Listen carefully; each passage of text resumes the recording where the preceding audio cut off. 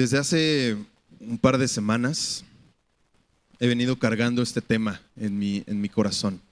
Y pues quisiera hacer como una advertencia, como un disclaimer, como un aviso antes de. La verdad no es un tema fácil para hablar en el púlpito. No es un tema fácil de digerir a los corazones. Quisiera que entiendan que no es como un ataque, ¿no? Como que los estoy agarrando a cinturonazos como un niño chiquito, ¿no? No es algo de parte de Dios y solamente Dios es el que está hablando. Yo soy una vasija de barro vacía, sin absolutamente nada que presumir. Y pues es un tema que se vino a mi corazón de parte de una noticia en redes sociales. Uno que está scrolleando en redes sociales, a veces sin hacer nada, perdiendo el tiempo cuando pudieras estar haciendo cosas más importantes. Y me topé con eso y me topé con una noticia de una persona, un influencer. Algunos ya lo conocen, no voy a decir nombres, pero un influencer que hace unos meses, me parece, fue arrestado y está encarcelado ahorita. Un influencer cuyo único propósito de su contenido era presumir qué tanto dinero tiene, qué tanto poder tiene, qué tanta fama, qué tanta, ¿cómo se dice?, palanca gubernamental tiene. Y lo único que hacía en su contenido era eso, presumir qué tanto tiene, sobajar a otras personas que no tenían la misma cantidad de recursos que él, sobajar e humillar a los demás. Si lo conoces, pues ya. Pero era su único propósito de su contenido, era presumir qué tantos millones tiene, porque sí, tenía muchísimo dinero, me parece que estaba conectado por ahí. El caso es que hace unos meses fue arrestado por golpear a una señora en un estacionamiento. Brutal, una golpiza brutal a una señora. Sin sentido. Yo creo que eso es a lo que su propio contenido, su propio estilo de vida lo llevó a esa consecuencia de golpear a una persona, ¿no? Generando polémica, en todo México, sobre todo en la chaviza, dirían los chavos de hoy. Sobre todo en la chaviza, que están permeados un poco más del tema porque eras más o menos un veinteañero, este tipo, ¿no? Generando polémica, partiendo los puntos de vista en comentarios, porque no sé si ahorita estás como dándote cuenta que todos nosotros somos expertos, comentaristas en cualquier tema que quieras. Desde el inicio de redes sociales, todos tenemos algo que comentar. Todos somos expertos en algún tema, ¿sí o no? Todos somos expertos en dar nuestra opinión, aun cuando no se la pida. Y eso es gracias a las redes sociales, que todos tenemos ahora un micrófono, todos tenemos ahora una plataforma en la cual ser vistos, en la cual ser seguidos, y todos, absolutamente todos, tenemos un comentario positivo, negativo, destructivo para las personas. Y este caso de este cuate, pues no fue la excepción, ¿verdad? Todos fuimos rápidos en juzgar. Qué bueno que se pudre en la cárcel por andar golpeando señoras, ¿sí o no? Ese tiene su merecido. Oye, pero la familia, ¿qué culpa? No, empieza a partir divisiones, ¿no? Dice, eso se merece por andar... que saque la palanca, que saque sus palancas, ahora sí. Todos tenemos algo que comentar. Somos bien rápidos en juzgar, en criticar, en condenar. Y no este es el único caso, ese es el caso que brotó a mi corazón, recordando que no solamente es el único caso que ha pasado a lo mediático, tal vez casos de políticos. Aquí en el estado de Veracruz tenemos un caso muy famoso de un político que actualmente me parece que está en prisión y es de, qué bueno, que tenga su merecido por desviar tanto. Sí, claro, a juzgar y a condenar de volada. Ellos tienen lo que merecen, ¿no? En Estados Unidos, un caso muy famoso hace unos meses de un rapero que también se descubrió y se destapó la cloaca de muchas y muchas porquerías del mundo del espectáculo. Somos bien rápidos en decir, ojalá tengan lo que se merecen, pero yo no vengo a hablarles de ellos. Yo no vengo a hablarles de ellos, sino de la causa que los llevó a estar a ellos en donde están ahorita. Esa causa que los ha llevado a tomar las peores decisiones de su vida. Esa causa que los ha llevado a tomar decisiones que han arruinado su vida, porque están en la cárcel, o tal vez están ya enjuiciados por la opinión pública. Y esa cosa que quiero hablarles del día de hoy empezó en el jardín del Edén. eso que ha sido la perdición de nuestra existencia humana, esa que es la causa de todo dolor que hemos sufrido algún día, todo sufrimiento injusto que hemos sufrido, toda lágrima amarga que hemos sufrido y derramado, de todo trauma de nuestra infancia, juventud o adultez. Todo se originó en el jardín del Edén y esto se llama pecado. Este pecado que nos ha llevado a erosionar nuestras relaciones humanas unos con otros, a que viene a permear en nuestro corazón y arruinar amistades, que viene a permear y arruinar comunidades, que viene a permear y arruinar relaciones humanas, matrimonios, que viene a arruinar nuestras familias, se llama pecado.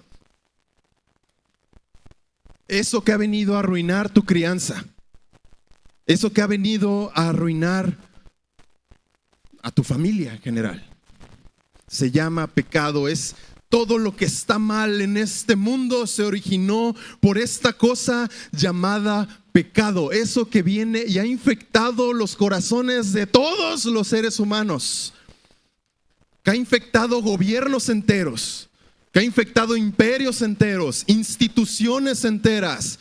Toda nuestra humanidad ha sido infectada por esta cosa llamada pecado. Nuestra inteligencia ha sido infectada también por el pecado. Nuestras habilidades, nuestras emociones, nuestros deseos, nuestros anhelos, nuestros ojos, la manera en que vemos el mundo, la manera en que percibimos lo que está alrededor, nuestros corazones. Y muchos podrán pensar, no, oye, pues yo crecí en la iglesia. ¿Sabes quién soy yo? Mis pañales decían aleluya. Ese es mi chiste favorito. Yo estoy hablando también a los que se creen moralmente buenos. Dices, yo no soy. No, ¿cómo crees? O sea, ¿cómo vas a comparar al exgobernador conmigo, bro? ¿Cómo crees? Yo ni un quinto te voy a tocar. También estamos infectados por el pecado. Aquellos que crecieron en la iglesia. Y es algo que me lleva a odiar el pecado, odiar mi carne, odiar este cuerpo en el que habito. Porque he visto la destrucción en primera persona que ha traído a mi vida el pecado.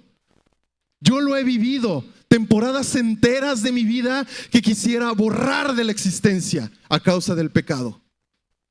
Temporadas enteras, años enteros de mi vida que yo quisiera decir, ojalá no hubieran existido a causa del pecado. Y no porque soy moralmente puro te digo esto, sino porque soy todo lo contrario. Porque he visto lo que el pecado hace en una vida. He visto lo que el pecado hace cuando se infiltra en la vida de las personas y en los corazones de las personas. Y destruye desde adentro la vida de las personas. Y por consecuencia la vida de las personas que los rodean. Lo he visto en primera persona. Y estoy seguro que tú también. Y estoy 100% seguro que has visto el dolor y la destrucción que ha traído. Y podemos ser rápidos en juzgar, ¿no?, a este influencer, o a estos políticos, o a estos raperos. Pero no vengo a hablar de eso. Vengo a hablar que nosotros también somos el problema. Nosotros tenemos esa misma capacidad de hacer esas cosas tan malas y tan perversas que los llevó a donde están ahorita. Nosotros también estamos infectados por ese problema. En nosotros también habita ese problema, pero estamos bien preocupados por juzgar el comportamiento de otros, que olvidamos que también nosotros necesitamos ser analizados, que también nosotros merecemos ser castigados. Porque ante un Dios santo, ante un Dios justo, ante un Dios perfecto, no puede haber una pizca de pecado en nuestra vida. No puede haber nada, ni siquiera una pizca. No puede haber nada de pecado en nuestra vida. Nosotros también somos el problema. Nosotros también merecemos el castigo. Nosotros también merecemos el juicio de la opinión pública por todas esas cosas que tal vez las personas no han visto que tú haces. Tal vez secretos que llevas guardando durante años. Tal vez traumas que llevas guardando durante años. Todos hemos sido infectados por el pecado. Y quisiera ir a la palabra de Dios, a Mateo 18. Los que traigan Biblia me pueden acompañar, los que no, aquí en las pantallas vamos a estar leyendo. Mateo 18, quisiera hacerles un paréntesis. Es uno de los capítulos más importantes de todo el libro de Mateo y es uno de los capítulos más importantes de todo el Nuevo Testamento. ¿Por qué?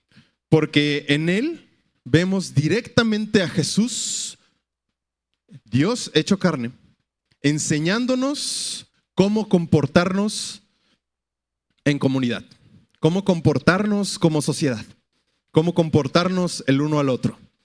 Este capítulo es retomado por las cartas de Pablo, por las cartas de Pedro, por las cartas de los demás apóstoles, los cuales es como el capítulo base, de los cuales cimientan la vida de iglesia, con base en este capítulo. Desde el inicio de este año hemos vivido una nueva visión, un nuevo despertar en Requiem, ¿sí o no?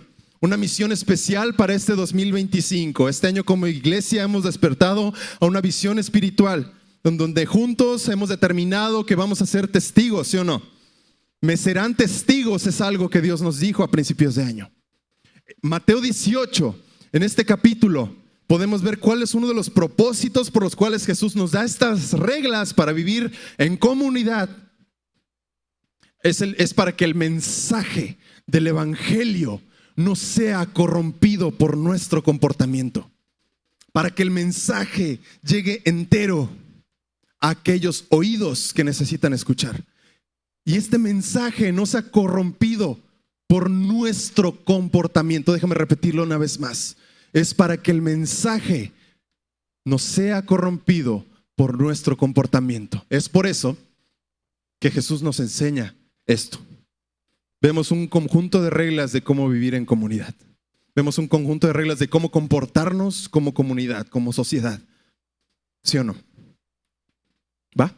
Leemos Mateo 18. Por este tiempo los discípulos se acercaron a Jesús y preguntaron: ¿quién es el más importante en el reino del cielo? Jesús llamó a un niño pequeño, y lo puso en medio de ellos. Esto es un niño pequeño, un pequeñito, como los que están tomando clase ahí atrás. Un pequeñito. Eso se atribuye a Jesús la humildad, la sencillez a la grandeza en el reino. La humildad y la sencillez a la grandeza en el reino. Jesús llamó a un niño pequeño y lo puso en medio de ellos.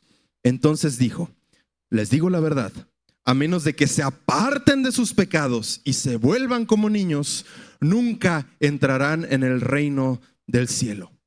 Así que el que se vuelva tan humilde como este pequeño es el más importante en el reino del cielo. A menos que se aparten de sus pecados. A menos, eso es a menos, es una condicionante. Es decir, sí, no puede ser de otra forma. A menos que, no es de, puede ser que te apartes de tus pecados y te vuelvas como niños y entras al reino. Es primero te apartas de tus pecados, entra humildad en tu corazón y puedes entrar al reino. Todo el que recibe de mi parte a este niño pequeño me recibe a mí. Pero si hacen de uno de estos pequeños que confían en mí, caiga en pecado, sería mejor para ustedes que se aten una gran piedra de molino alrededor del cuello y se ahoguen en las profundidades del mar. Esto es, iglesia, es mejor estar muerto. Antes este era un método de tortura para que hacían los romanos, un método de castigo que hacían los romanos en aquella época. Es mejor estar muerto a que tú seas la causa de que otro creyente caiga en pecado. Es mejor estar muerto, es más seguro estar muerto. ¿Entiende el peso de estas palabras? Que otro creyente caiga en pecado, que otro niño pequeño caiga en pecado. Y no está hablando específicamente de los niños, que sí, obviamente, pero de otro creyente también, que se volvió como niño. ¡Ay de ti! ¿Qué aflicción le espera al mundo? ¿Qué aflicción le espera al mundo, porque tienta a la gente a pecar. ¿Qué aflicción? Quiero hacer énfasis en esa palabra. En otras traducciones dice ay de ustedes. Ay, viene de una palabra en griego que se pronuncia como wow o algo así, bien raro, wow. Y esta palabra tiene dos significados etimológicos. Una de ellas es de advertencia. Una de ellas es como del peso de que algo inminente viene. Es del peso de que viene un castigo inminente. Ese es uno de los significados etimológicos de esta palabra. Wow. ¿Qué aflicción te espera? Pero del otro lado es una expresión del duelo. Es una expresión como de lástima. Es una expresión de dolor, de quebranto. ¿Qué aflicción? Es la traducción original. ¿Qué aflicción les espera? Viene un castigo inminente, algo de lo cual no te puedes escapar, y al mismo tiempo me siento tan quebrado por ti. ¿Qué aflicción les espera al mundo? Porque tienta a la gente a pecar. Las tentaciones son inevitables. Y otra vez, pero ¿qué aflicción le espera al que provoca la tentación? ¿Qué aflicción? Eran las palabras que ocupaba Jesús para condenar directamente a aquellas personas, como los fariseos. Eran las únicas veces que tú ves a Jesús condenando a las personas. Es cuando ocupa esta palabra. ¿Qué aflicción te espera, fariseo? ¿Qué aflicción te espera, seduceo? Tú que pones cargas en las personas, ¿qué aflicción te espera? Cuando las únicas veces que ves a Jesús condenando es cuando ocupa qué aflicción, y aquí en este versículo lo ocupa dos veces. ¿Qué aflicción le espera al mundo? Porque tienta a la gente a pecar. Habla de la severidad, de una severidad inminente. ¿Puedes notar la severidad con la que Jesús está hablando aquí? Habla de un castigo inminente y una especie de lástima para la persona y de lo que está a punto de vivir. Todo el mundo caído que vivimos, ¿qué aflicción les espera? ¿Qué aflicción les espera a esos gobiernos, esas instituciones, esas empresas que el ser humano crea, que tienta a la gente a pecar? ¿Qué aflicción les esperan los gobiernos corruptos? ¿Qué aflicción les esperan a los creadores de pornografía? ¿Qué aflicción les esperan a la trata de blancas? ¿Qué aflicción les espera? Nadie se va a escapar de eso. Viene la aflicción a aquellos a quien no se arrepienten. Y sí, las tentaciones son inevitables. Vivimos en un mundo caído, en un mundo corrupto por el pecado. Pero nosotros no debemos ser responsables por esparcir el pecado en el mundo. Jesús sabe el daño que le hace el pecado a la comunidad, a la humanidad en general. Jesús lo sabe. Leyendo esto, debemos que saber que Jesús es Dios. Él es el principio y el fin. Él sabe el daño que le hace el pecado a nuestros corazones de primera mano. Jesús no tuvo su origen en un pesebre en Belén. Ese no fue su origen. Él siempre ha sido y siempre será. Por lo tanto, Él sabe el peso que le hace, el daño que le hace el pecado a la humanidad. El primer pecado no fue en el jardín del Edén. El primer pecado cometido fue en el cielo. Ezequiel nos enseña eso. Isaías nos enseña eso. El primer pecado fue a causa de un ángel llamado Lucifer, que se percató de su condición y de su belleza. Lucifer era el encargado de la adoración a Dios. Y él se percató. Y el primer pecado entró ahí. Orgullo. Entró al corazón de Lucifer. Se percató de su condición, de su hermosura. Y empezó a susurrarle a los demás ángeles. Puedes leerlo en la Biblia. Tomó un tercio de los ángeles, los convenció. Y ahí es donde entró el segundo pecado en la Biblia, rebelión. Rebelión contra Dios. Ese fue el primer pecado y Jesús estaba ahí. De ahí lo podemos leer en Lucas. Y vi a Satanás caer del cielo como un rayo, lo dice.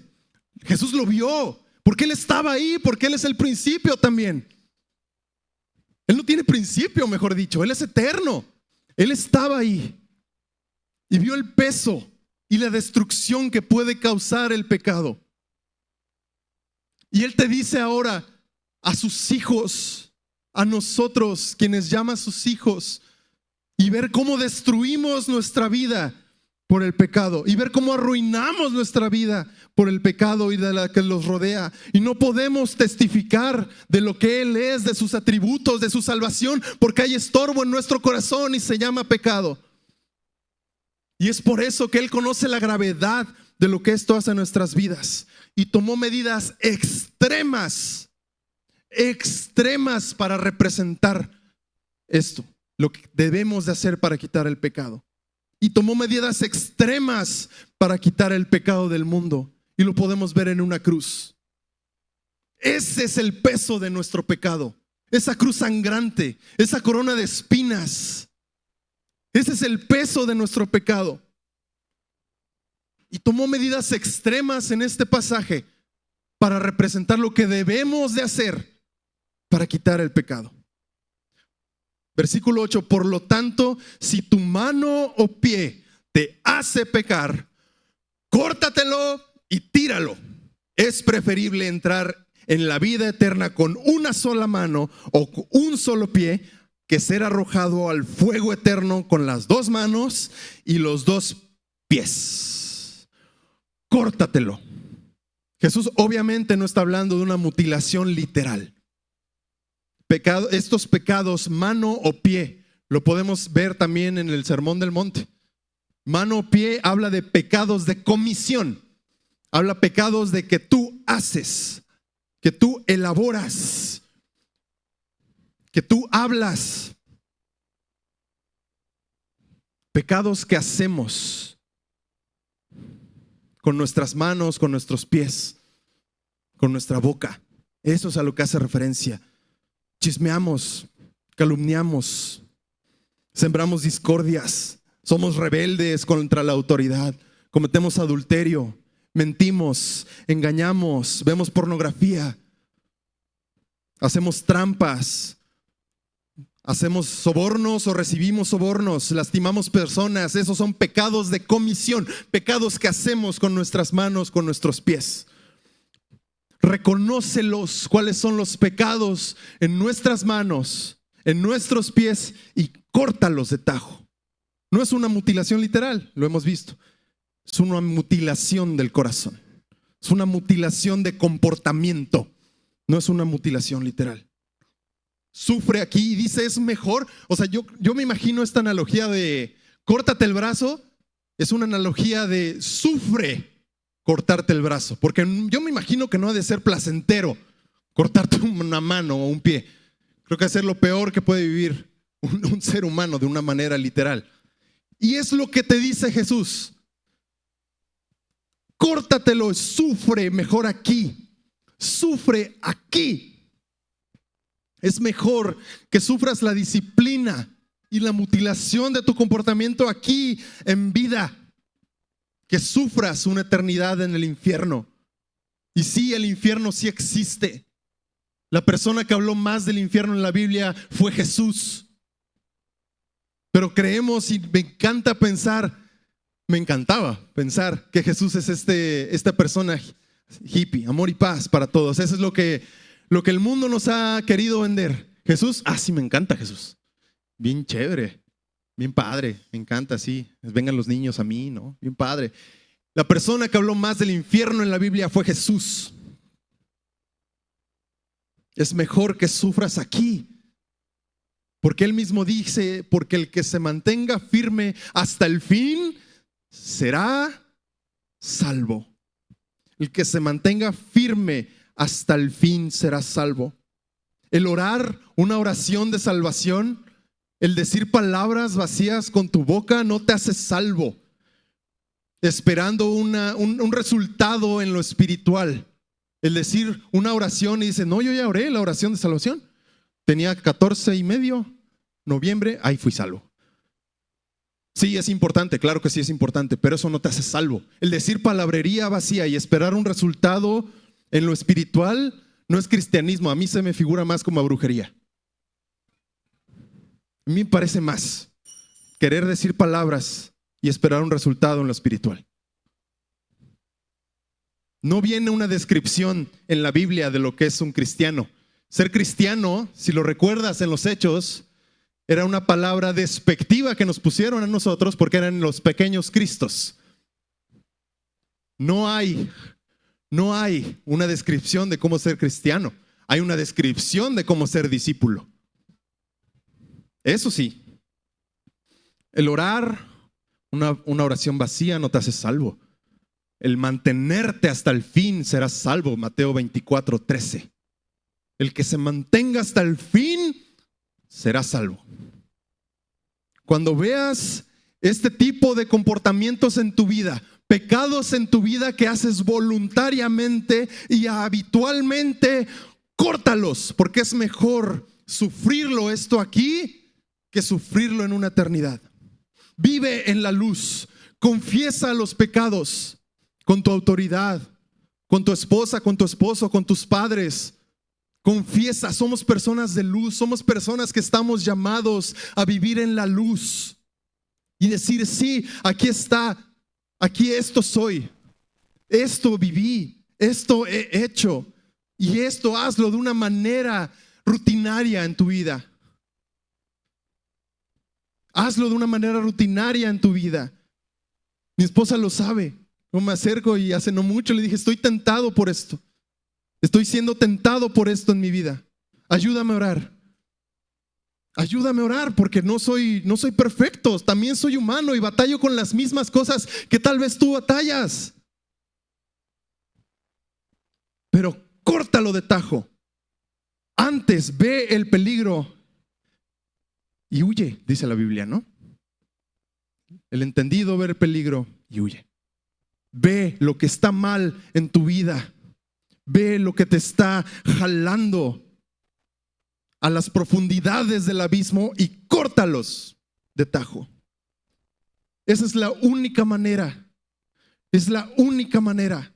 Porque Jesús lo dijo y tomó medidas extremas, extremadamente gráficas para representarlo. Versículo 9, y si tu ojo te hace pecar, sácalo y tíralo. Es preferible entrar en la vida eterna con un solo ojo que tener los dos ojos y ser arrojado al fuego eterno. El ojo, así como las manos y los pies, son pecados del corazón. Son pecados de comisión, perdón. Son pecados de comisión que tú haces. El ojo es una representación de un pecado del corazón. Pecados que no puedes ver. Pecados que no puedes ver. Llámese orgullo, llámese ira, rencor, odio, lujuria, idolatría, codicia, pecados que no pueden ser, sácalos. Eso que está anidándose en tu corazón, ese rencor que llevas durante años en tu corazón con personas que te lastimaron. Yo no te estoy predicando a ti, me estoy predicando a mí. Ese rencor que vienes anidando en tu corazón por personas que te hicieron daño, sácalos. Esos pensamientos de odio contra las personas, sácalos. Esos sentimientos de codicia o de comparación con las personas, sácalos. Anhelo tener esto, quiero tener aquello, necesito más atención. Sácalos. El ojo hace referencia a los pecados del corazón. Y son los pecados que a mí personalmente, Pablo, me hacen odiar mi carne. Me hacen odiarme por este cuerpo de maldad. Dices, otra vez caí en lo mismo. Otra vez estoy teniendo estos pensamientos. Estos pensamientos de ira, de enojo, rencor. Eso es algo con lo que batallo personalmente. Y me abro con ustedes. Son pecados que hacen odiarme. Y muchas veces estos pecados no los reconocemos o no queremos reconocerlos, porque creo que bien sabemos cuáles son aquellas cosas que necesitamos cortar de tajo en nuestra vida. Pero muchas veces no queremos porque hemos sido engañados por la gracia. La gracia no es una licencia para pecar, te aviso. La gracia no es algo de lo que podemos abusar. La ira de Dios existe.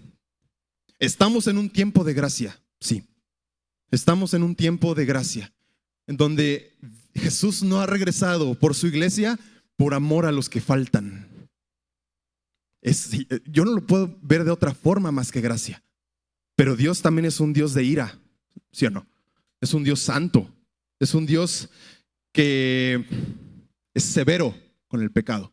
Si no, pregúntale a, me parece que se llama Boaz y el arca del pacto. El que tocó y no.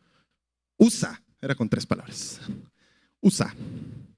Este cuate que, si no conoces la historia, en el Antiguo Testamento el arca del pacto era el lugar donde se representaba a Dios físicamente y donde estaba Dios físicamente, y era transportada por el pueblo israelita de un lugar a otro antes de que llegaran a la tierra prometida y cuando fueron exiliados. Hubo una historia de este cuate que se llamaba Usa, con Usa, U-Z-A. Y este cuate, por querer salvar el arca del pacto, la cual solamente podía tocar una clase de personas, que eran los levitas, quiso meterse, como que se tambalea un compadre y le mete la mano, toca el arca del pacto y un rayo lo parte. ¡Pah! Dice Dios, no. Dije que solamente los levitas. Ese es un Dios severo. ¿Cómo te sentirías de que ahorita empezamos alguien a hacer algo más y de repente volteas y ¡oh! Ah, caray, es un Dios severo. ¿Qué tal se sentiría? ¿Qué tal se sentiría como Ananías y Zafira? Otra historia del Nuevo Testamento. Nuevo Testamento, Nuevo Testamento. Aquellos que engañaron, pecados de comisión, mintieron y quisieron engañar al Espíritu Santo. Pecados del corazón. Un rayo los partió y cayeron como muertos. Yo creo que hemos sido engañados por la gracia a creer que es una licencia para pecar. Pero creo que si empezaran a caer rayos aquí dentro, en personas que estamos mal, empezando por mí, paca. Úchale. Creo que cambiarían mucho los términos de nuestro cristianismo, ¿no lo crees? Cambiaría mucho. Y es porque hemos perdido una palabra esencial. Y lo hablábamos el otro día en las reflexiones que tenemos de las oraciones de las 5 de la mañana.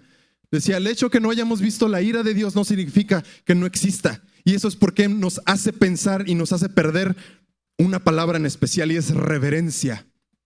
Reverencia a Dios. Y pensar que Dios está tranquilo, está de que Él no me ve. No me ve. A ver. ¿Ya? Nada pasó. Reverencia. No hay reverencia ante un Dios. Iglesia, hemos llamados a vivir una vida de santidad. Sean santos porque yo soy santo, dice la palabra. No es una sugerencia, es imperativo. Sean santos porque yo soy santo. Es una instrucción de nuestra forma de vivir. Lucas 16, 19. Hemos perdido la reverencia porque a veces olvidamos que también vamos a morir.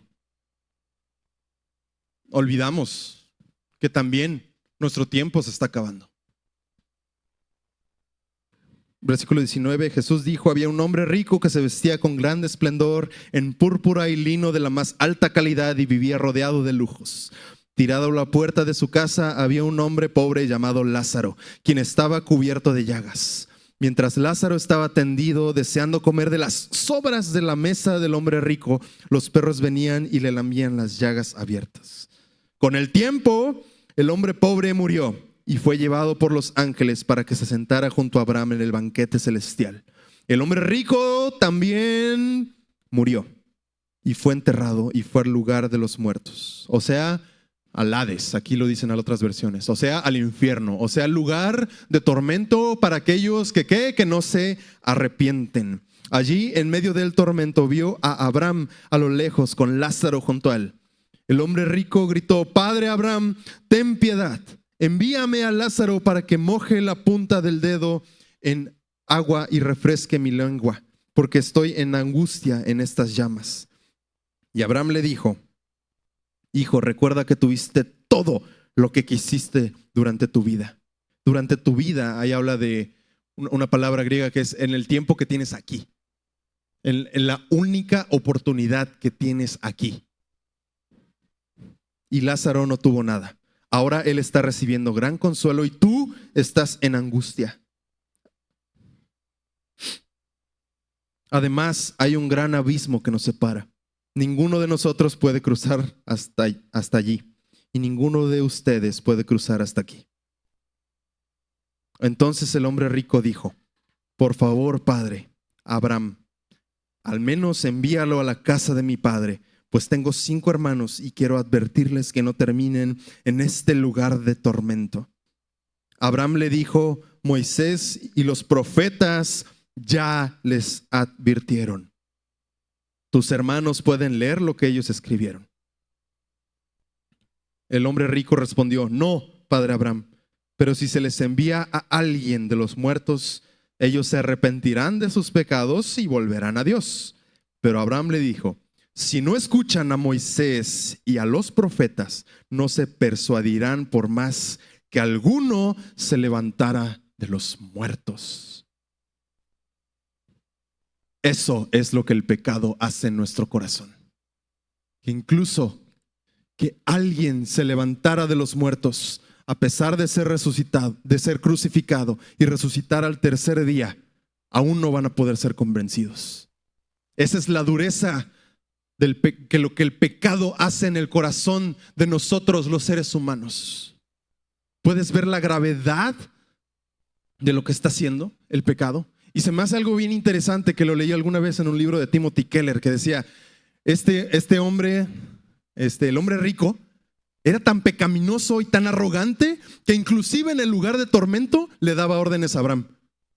Era tan orgulloso que decía: hey, Abraham, envíame a Lázaro, no seas gacho, tengo sed. Eso es lo que hace el pecado en nuestro corazón, esa dureza que nos lleva a ser tan arrogantes, inclusive en nuestro lugar de tormento. El pecado nos va a matar. El pecado en nuestra vida nos va a separar. El pecado en nuestra vida vendrá como un ladrón en la noche y arrebatará todo lo que tenemos y todo lo que amamos. Nuestro arrepentimiento debe ser genuino. Nuestra entrega debe ser genuina. Nuestro reconocimiento de nuestra capacidad debe ser genuina.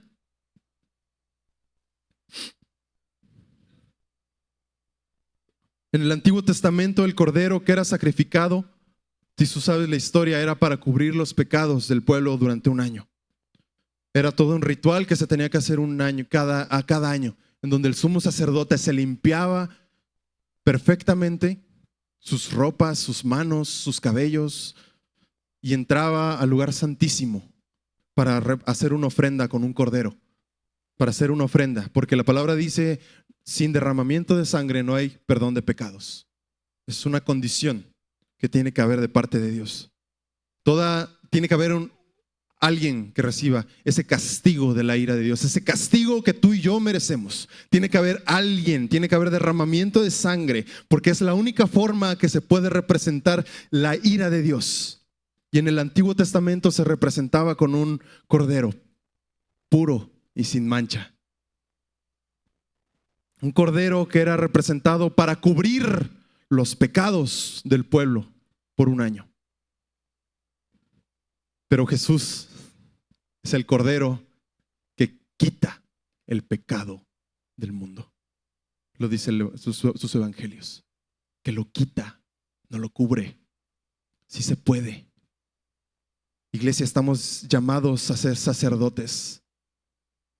Estamos llamados a ser sacerdotes en su casa.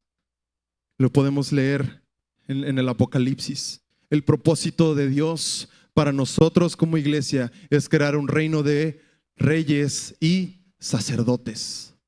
Sacerdotes. Levítico 6, 12 y 13. Con esto estoy cerrando. Quisiera tener un momento de oración antes de terminar, iglesia. Si me acompañas a Levítico 6.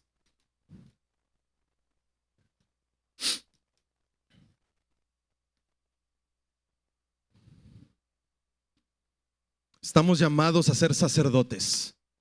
Este es el inicio de la Biblia, cuando Jesús todavía no había bajado a la tierra a ser consumado, crucificado. Y estos son los rituales que se tenían que hacer, pero no significa que de alguna forma no los tengamos que hacer en nuestra vida. Si Dios, su propósito es llamarnos a ser sacerdotes, debemos de tener ciertas costumbres de sacerdotes. ¿Sí o no? ¿Están conmigo? Sacerdotes de nuestra casa, sacerdotes en nuestros trabajos, sacerdotes en nuestras escuelas. Nosotros también somos sacerdotes, sacerdotes que sacrificamos a diario algo, sacerdotes que también nos limpiamos a diario, sacerdotes que nos sometemos a diario. Levítico 6:12 dice: entre tanto el fuego del altar debe mantenerse ardiendo, nunca deberá apagarse. Cada mañana el sacerdote le echará leña nueva al fuego, luego lo acomodará, la ofrenda quemada sobre él, y también quemará la grasa de las ofrendas de paz. Recuerden, el fuego del altar siempre debe estar encendido, nunca debe apagarse. El propósito de Dios por mandar a su Hijo Jesús aquí a la tierra no es para darnos buena suerte en nuestros trabajos. No es para cumplirnos el caprichito de irnos a un viajecito que traigo ganas. No es para que salden nuestras deudas que tenemos con el Coppel. Jesús vino a quitar el pecado del mundo. El pecado que a ti y a mí nos tiene atados a su propósito. Ese pecado que nos impide entrar a su presencia. ¿Por qué crees que no puedes orar?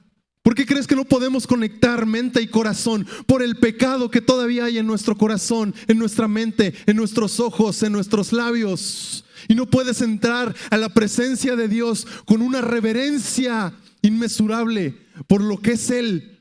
Es por el orgullo en nuestro corazón que nos impide ver lo que Él es y lo que somos nosotros. Aún hay más leña por quemar. Aún hay más que podemos hacer, iglesia. Cada mañana el sacerdote deberá cambiar la leña del altar. Cada mañana deberá cambiar la leña del altar. Eso hace referencia a cada mañana, sí, pero es todos los días. Debes de encender el fuego en tu corazón. Este fuego que consuma, este fuego que es sacrificial a nuestro pecado, y entender que es por Jesús y su sacrificio en la cruz que ahora podemos entrar confiadamente, a la presencia de Dios. Jesús vino a la tierra con esta medida extrema para salvarnos de nuestro pecado y lo que estorba en una vida de comunión directa con Él. Sí hay más que podemos entregar. Sí hay más leña que podemos poner. ¿Crees que no? Analiza tu corazón de una manera genuina y di: sí, hay todavía pecados que puedo quemar. Sí, estos leños, la leña hace referencia a eso, a sacrificios. Sí, hay cosas que puedo cambiar de mi vida. Hay cosas que aún puedo renunciar en mi vida. Hay cosas que aún puedo entregar en mi vida para que el fuego se encienda en nuestro corazón. Para que el fuego arda y siempre esté encendido. Aún hay cosas que podemos despojarnos y se llaman pecados, iglesia. Se llaman pecados. Pecados que eventualmente permean en nuestra comunidad, permean en nuestros matrimonios, permean con nuestros hijos. Esos pecados que nos consumen. Aún hay cosas que estorban en nuestro corazón, pero la clave está aquí. En el anhelo por seguir conociendo más y más y más a Jesús. Ahí está la clave de todo, iglesia. Ahí está la clave de todo. En conocer más y más a Jesús. Más y más a aquel que llamamos Salvador. Aquel que llamamos Redentor. Aquel que cantamos que es nuestro amigo fiel. Y hay una frase de un teólogo que me gusta, dice: si Cristo murió para salvarme de mis pecados, yo no puedo jugar con el pecado que mató a mi mejor amigo. No podemos jugar con el pecado. No es algo que podamos traer como una mascota, que podamos tener cerca o encerrado en una pecera para admirar. No podemos jugar con el pecado por la severidad que trae a nuestra vida. ¿Crees que algo mal va en tu matrimonio, en tus relaciones humanas, en tus amistades, en tu noviazgo, en tu trabajo, en tu escuela? Empieza por ti. Empieza por ti, ver qué puedo llevar al altar, qué puedo ofrendar al altar para que pueda ser más santo como tú eres santo. Porque si no, me espera un castigo eterno.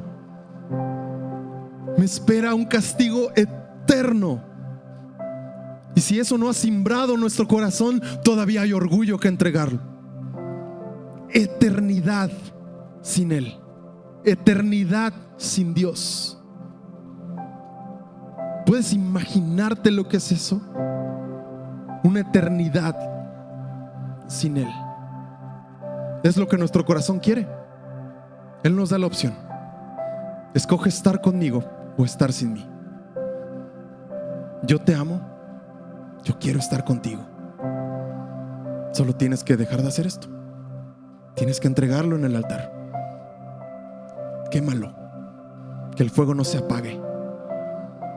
Que el fuego no se apague y entra al gozo. Entra a su presencia. Conozcámoslo más, iglesia.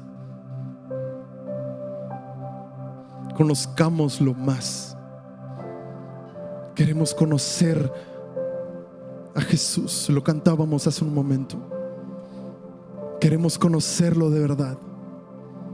Conforme lo vamos conociendo más nos percatamos de nuestra propia naturaleza. Más nos vemos al espejo y podemos decir: sí puedo quitar esto. Sí puedo dejar de hacer esto. Sí puedo renunciar a aquello. Pero solo es conociéndolo más, dejando atrás el pecado y aceptar las vestiduras de aquel que nos vino a justificar y poder entrar con su perfección a la presencia de Dios. Hoy queremos conocerte más, Señor. Hoy queremos toparnos contigo. Hoy nos arrepentimos, Señor, de jugar con nuestro pecado. Hoy nos arrepentimos, Señor. Hoy te pido perdón por todos esos pecados anidados en nuestros corazones. Hoy te pido perdón por esos rencores. Hoy te pido perdón por el odio. Hoy te pido perdón por la lujuria. Hoy te pido perdón por la codicia. Iglesia, levanta una oración a Dios. No es necesario que la verbalices. Él puede leer tu mente, puede leer tu corazón. Y arrepiéntete de todo corazón de los pecados que has hecho. Y arrepiéntete de todo corazón de eso que te impide tener una comunión con el Padre. Hoy queremos ser deslumbrados por tu majestad, Jesús. Hoy queremos que tu presencia descienda sobre cada uno de nosotros y nos haga arrepentirnos de nuestros pecados, nos traiga convicción de lo que estamos haciendo mal en nuestra vida, porque aún no hemos alcanzado la estatura del varón perfecto. Por lo tanto, hay cosas a los cuales debemos renunciar. Hoy te pedimos perdón por nuestro orgullo. Hoy te pedimos perdón, Señor, por nuestra arrogancia. Te pedimos perdón por nuestra rebeldía. Te pedimos perdón por lastimarte tanto. Nosotros te lastimamos, Señor, cada vez que pecamos, porque tú conoces la gravedad del pecado a nuestra vida y la destrucción a la que vamos si seguimos haciendo lo que estamos haciendo. Perdónanos, Dios. Perdona a tu iglesia. Perdónanos, Señor. Solo queremos conocerte más y ser purificados y lavados con tu sangre que quita el pecado del mundo. Hoy nos arrepentimos de todo corazón, Señor, por esos pecados que hacemos con nuestras manos y pies. Nos arrancamos, Señor, nos arrancamos nuestra mano y nuestro pie. No queremos tener una vida eterna lejos de ti. No queremos estar lejos de ti. Pedimos perdón, Señor. Te pedimos perdón por las mentiras, por la corrupción en nuestra mente y corazón. Te pedimos perdón por hablar cosas indebidas. Te pedimos perdón por nuestra arrogancia. Te pedimos perdón por estar viendo cosas que no deberíamos estar viendo. Te pedimos perdón, Señor. Queremos ser más limpios, cada día más limpios, y traer todos los días leña al altar. Traer todos los días algo que sacrificar. Cada mañana traer un sacrificio nuevo, Señor. Queremos conocerte más y ser admirados, ser deslumbrados por tu majestad, por tu hermosura, por tu belleza. Si tú viniste a salvarnos de nuestros pecados, eso es a lo único que viniste, Señor. Porque ese es el costo de nuestro pecado. Esa cruz sangrante, esa corona de espinas, esos clavos en tus manos y pies, esos latigazos. Ese es el precio de nuestro pecado. No es algo inofensivo. No es algo inofensivo de los cuales nos podemos levantar e irnos indiferentes. Ese es el precio que pagaste. Ese es el precio que pagaste. Y no podemos jugar.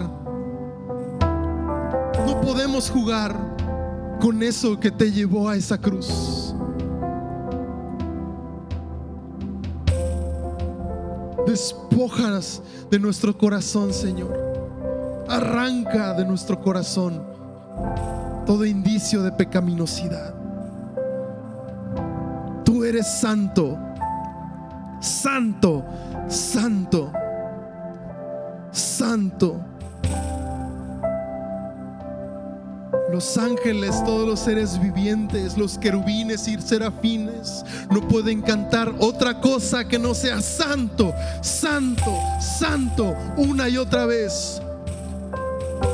Hoy reconocemos en dónde estás tú y en dónde estamos nosotros. Ayúdanos, Señor. Ayúdanos a arrancar de raíz esto que nos tiene atados. Queremos conocerte más. Queremos adorarte más. Queremos conocerte más. Levantamos una adoración diferente el día de hoy. Una adoración estando limpios en tu presencia.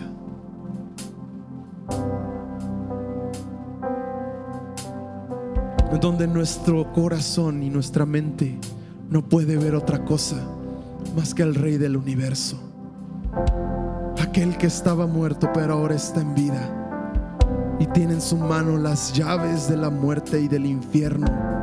Eso es que vienes a liberarnos de nuestros pecados. Gracias, Señor. Ayúdanos en nuestro diario caminar. Que nuestro cristianismo no sea solo de domingos y un par de horas al día. que persigamos la santidad, que sepamos que tú eres santo y persigamos la santidad. Bendecimos tu nombre. Bendecimos tu nombre.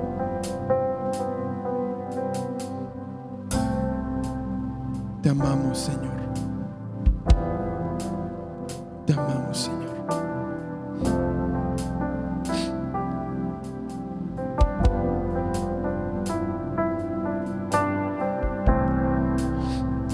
Este es el mensaje que quería compartirles, iglesia.